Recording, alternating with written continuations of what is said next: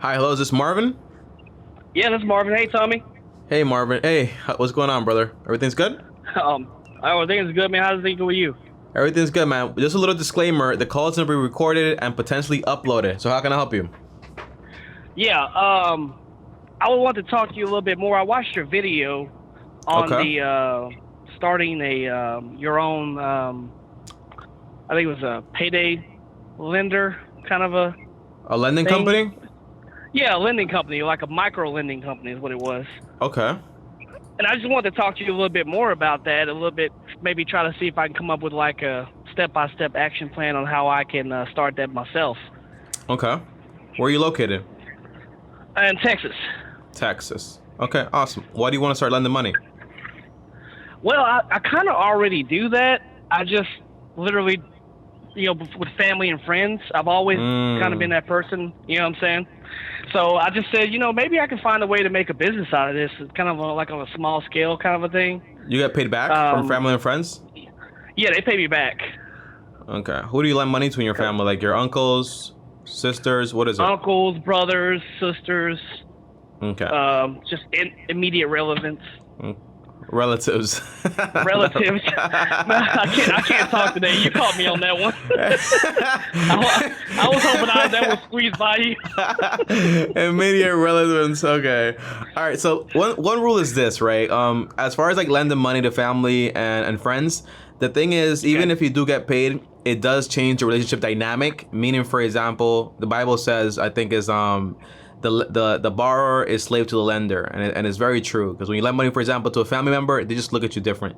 It changes the dynamic completely. So if you want to make this a business, I would recommend you stray from family and friends and you open up more, for example, to referral base, where you have individuals that are not in your family circle whatsoever, but they are willing to borrow money, if that makes sense. No, that makes perfect sense. Okay. Everything you just said. So step by step, right? Because the thing is, you have maybe like have you lent money in the past before to people that are not your family or friends? Honestly, no. Okay. So it gets a little bit more complicated and a little bit more tricky, because you kind of know your family, you know how good they are at paying, and you know how it works. However, with an individual, it's more like you have to find out who that person actually is. So for example, a small scale way to actually do this is just through promissory notes. So a promissory note is basically a legally binding contract between you and this individual saying, hey, I'm going to lend you this money and you promise to pay me this money back. You can have ones that are collateralized and ones that have no collateral. Meaning, for example, one can say, hey, if you don't pay me back, I got to keep your car. Right? The car is a collateral, or your iPhone's a collateral. But you gotta be very smart with this stuff, because the point is not saying, well, you have a car, it's worth $10,000, I'll give you a loan for $10,000, right? The answer is no. You gotta do research, you gotta check the title of this car, make sure it's clean. And if it's worth $10,000, you don't give $10,000, obviously, because you gotta make a profit. So you're like, oh, I'll give you $5,000. 50-50 split. So that way, if they don't pay you back, you make a 50% profit, and that way you kind of just like pretty good. But the bad thing is the collecting part. But not to confuse you though, step by step, you get promissory notes, basically legally binding contracts. You can get those documents and templates on Google. So you go to Google, type in promissory notes, ones that are collateralized or ones that are not collateralized. You can find a template. The cool thing is, a lot of these websites that have templates show you the template first and then tell you, hey, do you want to pay for this stuff? If you don't want to pay for it, you can just basically copy and paste everything in that document and then just paste it over to Word, and then boom, you have it there and you didn't pay for it. Don't say I said that, but that's how you can do it. And then what you can do next is, once you find an individual, you can say, hey, this is the contract. You want to collect some very basic information that is very, very personal. Meaning, what is your legal name? What is the number on your license? What is your social security number? All these things, also your address. This way people can actually know that you're actually serious. Now, it's very important you get at least 2 to 3 forms of address, okay? Because some people have like an address in their license. However, they don't live there anymore. So when you go to collect, well, they don't live there. So you got to have, for example, hey, show me the address on your license, but show me, for example, 2 other bills that you just got, for example, this month, and where you actually received them. And that can kind of give you perspective where they actually live, so that we can have like a good perspective, because you never know who these people actually are. Does that make sense? Exactly. That makes perfect sense. Now, it's very important, right? Because when you're doing like business with peer-to-peer, you can kind of set like these crazy rates or whatever. But if you're going to do it, for example, in a legal format, you need to have, for example, the legal rate of lending, for example, in Texas. I don't know what it is, but I know for a fact that in New York, when I was doing this, it was around 16%. So in your state, it could be different. So if it's, for example, 12% or 16%, you can't go beyond that. But that's just, for example, like the promissory rate. So whatever it is, you make a legally binding contract showing the rates, Right. showing, for example, what are the penalties if you don't pay on time. A good penalty to have is basically $5 per day or $20 per day. The idea Okay. is to create, for example, a company where paying on time is very important. It's not about trying to squeeze every single dime out of people. It's about basically saying, hey, we give you good deals, but we are very Right. strict about getting our money on time. If you can't afford to pay, for example, capital and interest, you pay us the interest, and then boom, you can avoid the late fees. Does that make sense? It makes sense. Now, a lot of these businesses, a lot of the times, is going to be, for example, that person paying you in cash, paying you with the Cash App, Quick Pay, whatever it is. To make it into a legal company where you actually collect and all that stuff, that's a little bit more complicated because that involves, for example, getting licenses, also getting permits in your state and so on. And that's just beyond me. So you want to kind of like do some research on Google, how to Right. become a lender in Texas, and then kind of get perspective. And then you hire a lawyer to kind of help you with the whole process. One thing was that in New York, to make it like 100% official in a big company, you had to have somebody on the team that had like a massive amount of sales experience or like banking experience. So that's like one caveat. But whatever it is that it is required, my recommendation would be just start on a small scale first and then get to know Right. people, how to deal with people. Yes, you could check their credit scores, but in reality, anyone with a decent credit score is not going to borrow money from you anyways. So it doesn't really matter. Right. It's very tricky business, you know, because you're trying to find people that are discredited as far as like the financial institutes, but are good enough people to actually pay you on time because you're like a personal person. Does that make sense? Yeah, that makes perfect sense. Yeah. Yeah. So it's like finding that balance. That's all you really have to do. So make sure you do your bookkeeping. So you have, for example, you keep track of the loans that you actually make, how much interest you actually collect, and at the end of the year, you pay your taxes because if you don't, you go to jail. Yeah, that's right. You do. Yeah, and that's really what you want to avoid. And if you get this thing super big, Marvin, eventually you can create like a website. You can have an app and all these other things, but just start off small. So it's the best way to start. You start off Yeah. small. $500 contracts, $300 contracts, $1,000 contracts eventually. I recommend when you do start with like $500 per person. Okay, No right. more. And it doesn't have to be collateralized because the thing is, right? A lot of these folks that are going to borrow money from you are usually going to be people that don't have anything as collateral. So they're coming to you because they can't get money from anywhere else. So the goal Exactly. is they're willing to pay a little extra to you to get that money because they can't get it from anywhere else. So a lot of those contracts are going to be non-collateral. And that's fine, right? But you got to be able to Right. understand that if things don't go well, you got to go to court and you got to sue this person. My advice would be very anti-predatory. So if you see someone that's digging a grave and just wants to dig a little deeper with your money, just say no. You know, Yeah. it's Yeah, it's about that's what I was worried about. yeah. So don't do that because you know people think like, oh, I'm gonna get all the lemon from this whatever, all the juice from this lemon, but then it just gets ugly, you know, and you don't want to add stress to Yeah. people. You kind of want to be that relief, and when you can become that relief for Right. people seek you out.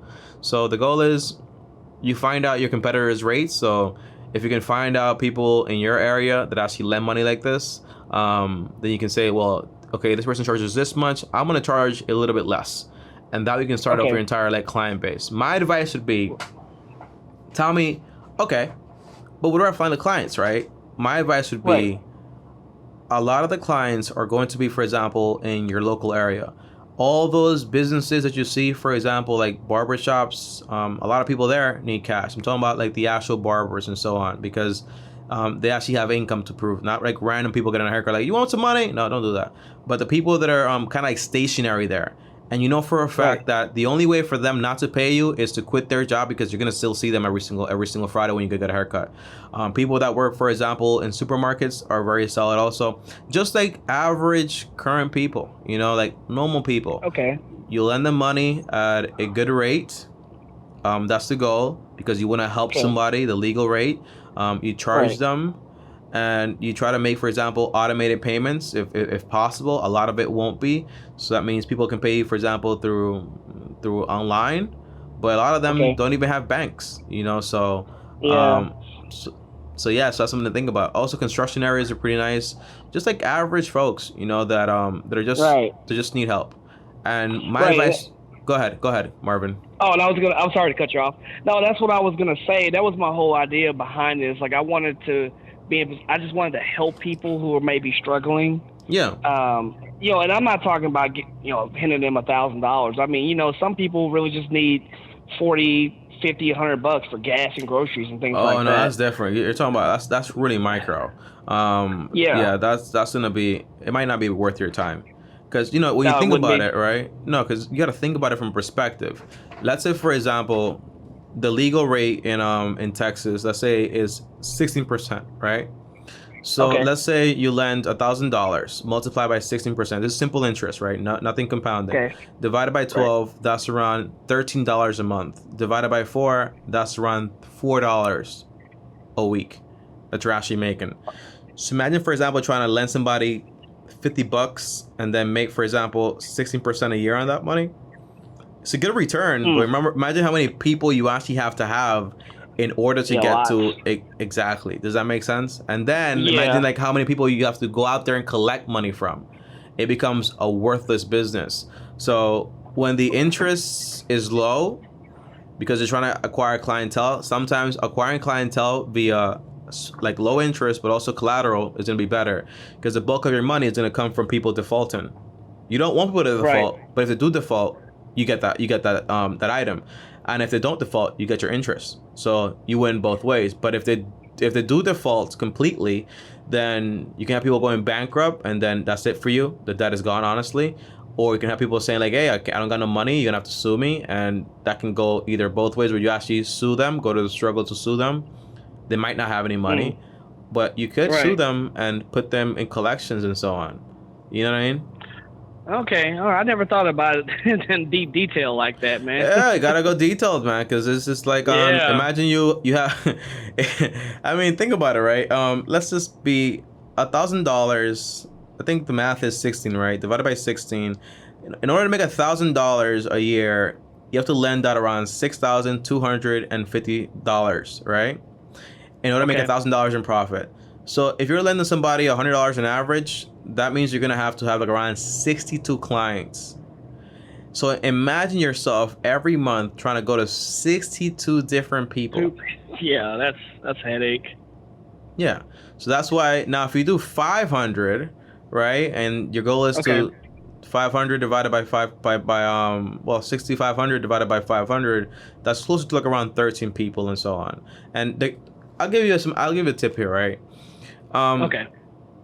When you plant corn, you get corn. It's just the rule of life. So if you have a good person that's been paying you on time, all this stuff, usually good people know good people. So you create, for example, a referral business where you have person A that you just got. It's a very good lady or a very good guy. They pay on time.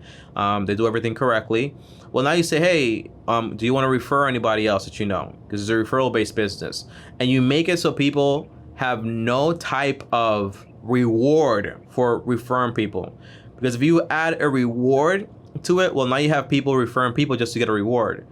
And not because then that's a problem. You know what I mean? So you say, look, if you want to refer someone, that's fine. But referring someone is actually a con for you. Because if I refer Marvin, but he doesn't pay, on his first contract, you're going to be 100% liable for whatever he doesn't pay. That's the entire thing there. So what happens here is you have people that are willing to refer somebody because they fully trust that person, and they're willing to put their neck out on the line, and they have no reason not to do it, right? Because they're gonna if they don't pay, they'll be in trouble themselves, and they actually trust this person. So now you get this kind of like this line of people that are good people. But at some point in the road, when you keep extending and extending, it's kind of like when you know that game where you have like 20, 30 people, one person says something, and by the time it reaches the end, like it sounds like completely different or whatever. You know that game, like the whisper game. Oh yeah, I know what you're talking about. It's like 12 people and they whisper. You whisper one thing to the first person, and by the time it gets to the end of the line, it's something different. Exactly. So the same thing with the good people, right? Eventually, you're gonna come to a point where that good person that knows somebody good person is gonna come to a point where you're gonna get a client that might not be that good, might not be that great. So that's why it's so important you keep people at a low rate, because it's no big deal to lose $500, but it's a big deal to lose, for example, 1,000, 2,000, 3,000, 4,000, 5,000. So you also got to be aware, Marvin, that people are smart. So some people, for example, okay, Marvin, I heard you got this business. Can you let me $500? You're like, yeah, sure. You have a job? Yeah. Show me your pay stubs. Okay, good. You make income. Okay. So I'll borrow $500 and I'll pay you on time. Boom, boom, boom, boom. Then I ask you for 1,000. You're like, oh, this guy paid on time last time, so this guy's solid. Okay, great. I pay you on time. Boom, boom, boom, boom. Then I ask you for $5,000. I told you, yeah, I want to buy this thing. I'm good for it. I can pay on time. Gets $5,000 from you, and then before you know it, they're gone, or they can't pay all of a sudden. People do that stuff. Right. So you have people. I know they do. They will finesse you. You know what I mean? So yeah, they will. So you never want to increase to that maximum. You're always saying like, oh no, the max is $1,000 for now.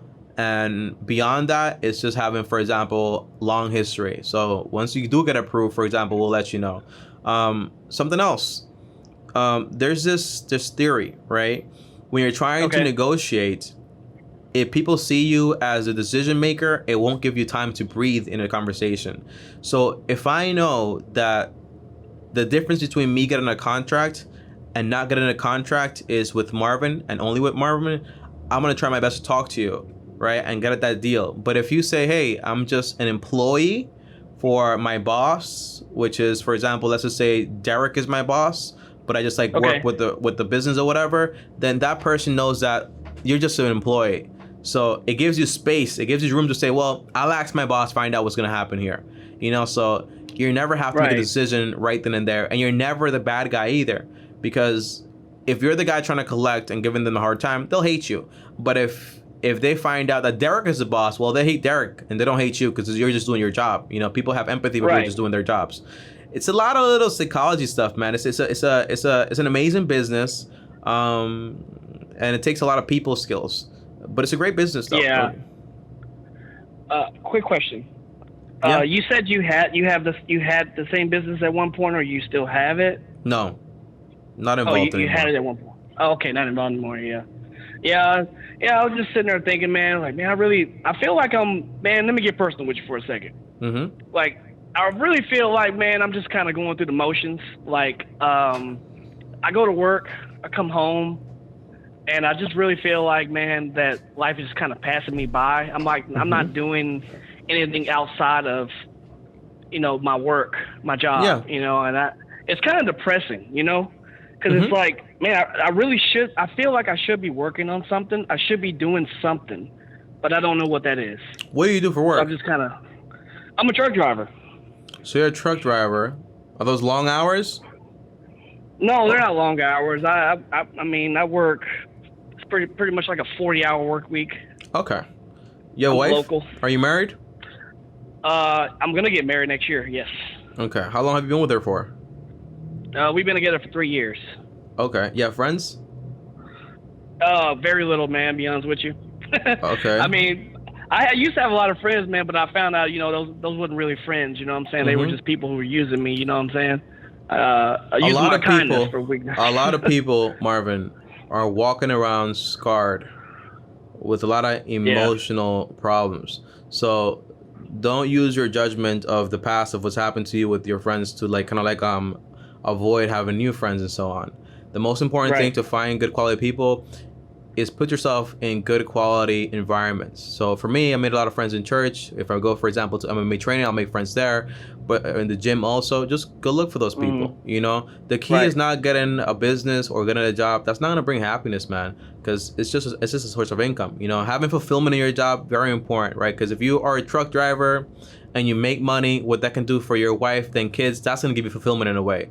But you gotta find out what you like to do and just do more of those things. So if you know you love your wife and your girlfriend now, wife then, or whatever, then do more things with her. If you know you like eating barbecue, whatever, you eat more barbecue. You join whatever it is. You know what I mean? So for me, it's the same thing. You know, more money is not gonna solve my issues. You know, it's not make me happier because money is just money. It allows me, it enables me to do more things, right? But me saying like, hey, I'm going to be a part of a community, go to church, or I'm going to join an MMA thing. I'm going to go travel. If I want to go eat something, I'll eat something. Just do more of the things that make you happy. That's all it is. Like, if as far as like feeling fulfilled, it's not about more money or having a business to like deviate you from the actual problem. Because now you have trucking 40 hours a week. Then you got to deal with these people every single Friday. When you collect money from them, I'm so busy. There's no fulfillment there. You know, it's about just doing more of the things that make you happy. You have health, wealth, love, and happiness. It's those 4 pillars you got to hit every single day. And don't rush it, because if you're trying to rush life, you'll be dead pretty soon, because that's the end. Yeah, that is the end. Yeah, all right. Yeah. So no point in rushing. You're right about that, man. Yeah. Yeah. Hey, man, Tommy, I appreciate it, man. I appreciate you, man. That. Well, yeah, Marvin, I need to hear that. These calls, Marvin, they're not like a one-time thing. So if you ever do want to call back, once you get things sorted. And by the way, you have a plan as far as like financial freedom? I want to help you with that before you leave. Yeah, we did that already. I called you probably like 2 weeks ago. Okay, so you got that. Okay, awesome. All right, so sounds good, man. Too. Well, you already know that these calls are not. Well, you know these calls are not like a one-time thing. You can call me anytime. Schedule a call, and I'll give you a call. Okay. Welcome to the long-term team. Right. All right. All right, man. All right, Marvin. Nice good luck. Tony. Nice talking to you too, brother. Peace out. All right. Okay. All right, guys. So that right there was Marvin. You know, and a lot of people walk around emotionally scarred. Tommy, this is a finance channel. Shut up about this stuff. You know, no. It's important stuff, you know. A lot of people walk around emotionally scarred, where they don't feel fulfilled. They feel like they're not doing enough. They feel like they want to accomplish more. They want to make more money, but money is not the answer. Like, okay, you have a job, you make a good amount of money, more money than your parents did, but you're still not happy, right? You don't have any crazy debt like Marvin, because he doesn't have any crazy debt if I remember well, and everything seems to be good. So why are you not happy? Is it the side hustle doesn't make you happier? The answer is no, it isn't, right? It's about going out there and doing more of the things that actually make you happy. I've realized that also, you know, so whatever makes you happy, do more of those things. Tommy, I don't know, it makes me happy, man. I'm messed up. Guess what? Okay, doesn't matter. Go try different things out. If you don't know what you like, gotta try things out. Remember your mom or your dad telling you, hey, you gotta try this broccoli because you don't know if you like it, if you don't like it. You definitely didn't like it, but at least you tried it. Then you found out, hey, I don't like this. And you know, the key to life is you gotta remove the things you don't like and replace it with things you actually do like. So if you don't like trucking, but you want to do something else and pays you money also, do that also. You know, it's about taking things step by step and working towards a better life, okay? A better life. Not about having $1 billion, $1 jillion. No, it's not about that at all. Like, that's great. Don't get me wrong, it's great. But it's about having a career that fulfills you and also doing things the correct way and being happy. You know, what's better than working towards financial freedom, but being happy while you do it? You know, I don't like the whole story of I hated my life so much and I dug myself out of the entire, like, the shadows, you know, after 50 years of work. I'm here now. I'm here. Look at me. I'm here. And then you're in the hospital. I'm not a big fan of that. Okay. I'm just going to be honest here. So it's not what I like. It's not probably what you like. So what would I do? You know, you get a good job. You get out of debt, you build an emergency fund, you start investing money for your retirement automatically, of course. You buy a home, the right home at a good price, cheap on a 15-year mortgage. Okay, you pay that off 8-10 years. But while you're doing all this stuff, make sure you have a fulfilling job. Make sure you have it balanced. Make sure you're saving up money for that vacation you want to do or for that dinner you actually want. All these things are important. It's about having a balanced life. That's what it's about. I'll see you guys tomorrow. Thanks for calling me. Thanks for joining me on this call. Also, if you guys want to call me next time and talk to me one-on-one, well, join me on these calls. These calls are free, by the way, Monday to Friday, 12 p.m. Eastern to 5 p.m. Eastern, okay? These are New York times, which is evident by me saying Eastern, okay? Link is down below. Schedule a call today. On top of that, follow me on Instagram at Tommy Bryson if you guys want to follow me there and DM me there. On top of that, also, if you guys want to subscribe to the channel, subscribe right here and click my face right here. See you guys tomorrow. No, click my video right here for another video like this one. See you guys tomorrow, and as always, peace.